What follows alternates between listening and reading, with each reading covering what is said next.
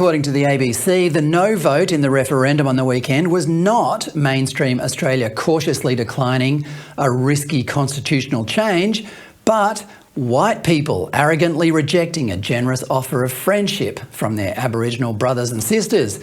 Here's ABC Indigenous Affairs reporter Isabella Higgins ever so subtly warning us that, as a result, things are about to get nasty. This failing, this being rejected so categorically by all Australians, it will change the way Indigenous Australians want to interact with the rest of the country.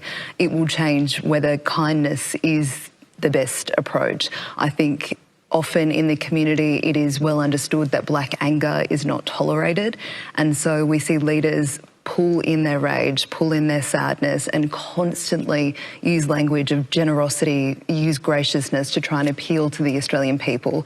And after this, I think there will be a generation of leaders who have been burnt by this and who won't be interested in doing that anymore. She's not the only person proposing aggression against us. Here is a bloke called Ethan Floyd at the pro-Palestine rally in Sydney's Hyde Park yesterday, telling the crowd of about 5,000 mostly Arab people to recite a bunch of commandments from some 1960s freedom fighter. Thou shalt gather thy scattered people together. Thou shalt work for black liberation. Thou shalt resist assimilation with all thy might.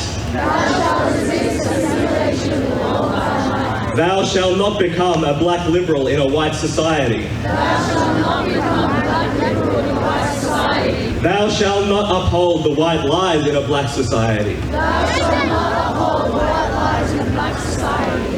Thou shalt take back land stolen from thy forefathers. Thou shalt meet white violence with black violence.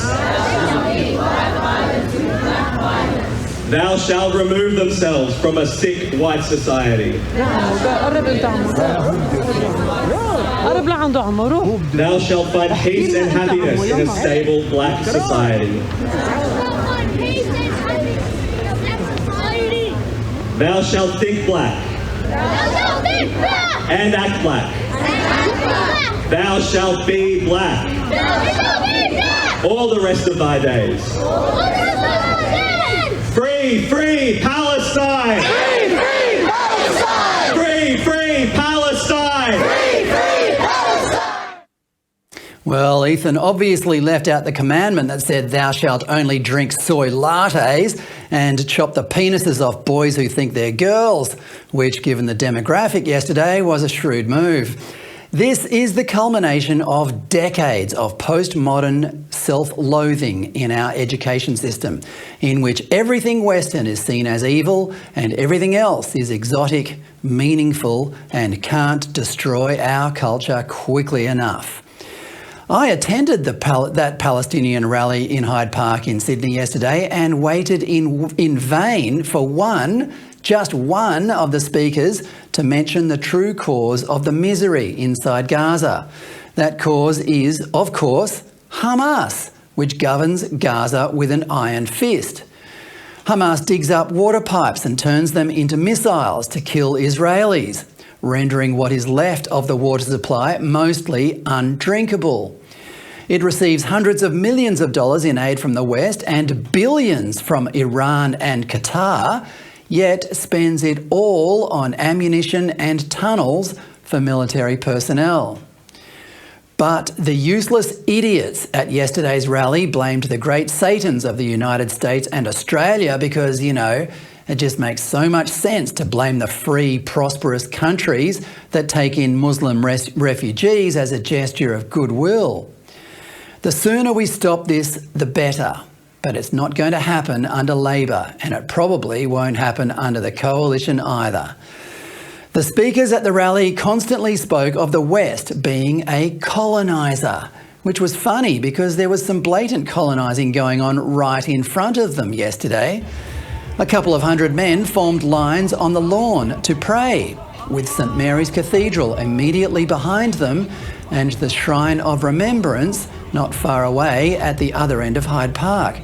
These are two of the most sacred buildings in all of Sydney. Muslims don't need to build mosques to establish a stronghold in the new territories these days. They simply assemble in large groups in public spaces and pray. The message is clear. We don't respect your traditions, and we don't need to, because this is our park now.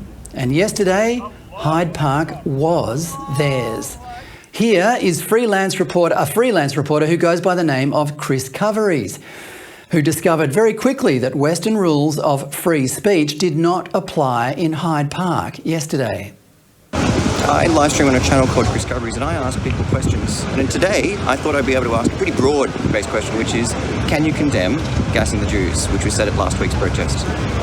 I then asked to leave by the police because it was felt by the people in front of me saying, I'll smash you is what was said. So you were threatened with violence, and you were the one told to leave?